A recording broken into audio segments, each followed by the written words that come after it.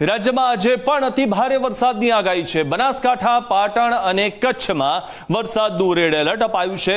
ત્રણેય જિલ્લામાં 12 થી 20 ઇંચ વરસાદ પડવાની આગાહી કરવામાં આવી છે। ત્યારે મહેસાણા, સાબરકાંઠા, દ્વારકામાં પણ અતિ ભારે વરસાદની આગાહી કરવામાં આવી છે। તો જામનગર, મહીસાગર, મોરબીમાં ઓરેન્જ એલર્ટ આપવામાં આવ્યું છે। રાજ્યમાં 2 દિવસ ગાજવીજ સાથે વરસાદની આગાહી છે। આગામી 3 દિવસ માછીમારોને દરિયો ન ખેડવાની ખાસ સૂચના આપવામાં આવી છે।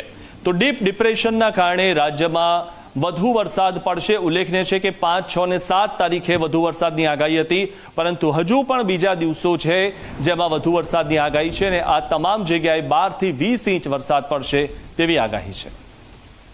आज गुजरात रीजन में heavy to very heavy with isolated heavy rainfall का वार्निंग दिया गया है और जो कल के लिए कोई हेवी रेनफॉल वार्निंग नहीं गुजरात रीजन में।